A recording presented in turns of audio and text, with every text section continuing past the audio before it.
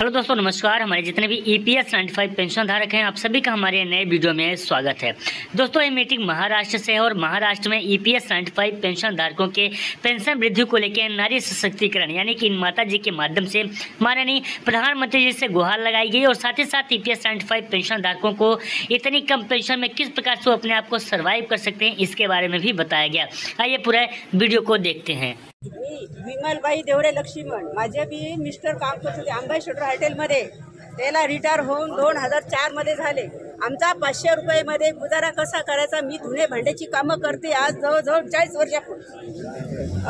500 रुपयाचा मोदी सरकाराकडून हिशोब लावून घ्या। याच्यात औषध गोळ्या करायच्या का खाणंपिणं करायचं का कुठं जाणं येणं करायचं। 10-12 वर्ष झाले त्यांच्या कानावर आपली लढाई जात नाही का?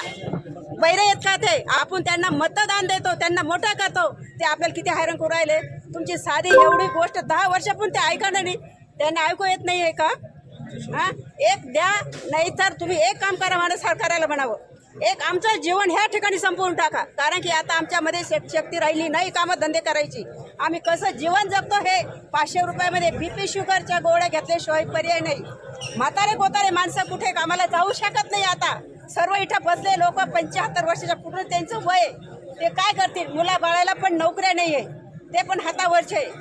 तर एकच सरकारला सांगायचं, मला काय जास्त, मी 10 वर्षापासून मिटिंगी चालू होत्या, मी आज सुट्टी घेऊन इथं आले खास बोलण्यासाठी, कारण की मोदी सरकारच्या कानावर ही गोष्ट जाती का नाही?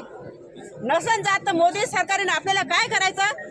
आपलं जीवन त्याच्या हाताने संपवून टाकायचं। आपल्याला काही अधिकार नाही, असं जीवाच्या तडामुडा करते जिंदा लाच जगतोय आपण। आपल्याला नीट खायला नाही, नीट राहायला नाही, ना कुठं जाणं होत नाही, ना नाताचे लाड करणं होत नाही। नातू म्हणतो आजी 10 रुपये दे, नाही देऊ शकत आम्ही 10 रुपये। विचार करतो, मी सांगते त्यांना, ते सांगते मला। काय करतं 500 रुपयामध्ये? आता धुणे भांड्याचे काम प्रत्येक महिला, आजी इकडे या, तुम्ही इकडे या। एक सरकारला, मोदी सरकारने आपल्याला उत्तर दिलं पाहिजे ना आता आपल्या प्रश्नाचं। 10 वर्षापासून उत्तर दिलं नाही, याचं उत्तर उद्या आपल्याला लोकमतला आलंच पाहिजे। नाही जर आलं तर आपल्याला लोकमतमध्ये जायचं, सरकारी पेपरमध्ये बातमी आली पाहिजे, TV वर बातमी आली पाहिजे। गंमत करतो मोदी सरकार, त्याला आपण मतदान देतो, आपल्या जीवावर मोठा आहे, आपल्या जीवावरच येतो सरकार। कोणाच्या जीवावर येतो? आपल्या जीवावर। तो आयुष करतो, मैश करतो, आपल्याला 500 रुपयामध्ये आपण महिना काढतो। कसा काढायचा महिना? पत्नी को सांगा तुम्ही। या सरकारचं करायचं काय? या सरकारचं करायचं काय? नुसते आपल्याला आश्वासन आश्वासन किती ऐकायचं? एकच ठरवायचं मंडळीनं, एक ठरायचं। आता तुम्ही काय करायचं? एक आमची पेन्शन वाढव, नाही तर आमचं वाला जीवन संपून टाकणं या ठिकाणी। हो, आम्ही जर घरात आत्महत्या केली, आमच्या मुलावर तक्रार होईल, त्यांच्याकडे भांडायला पैसा नाही।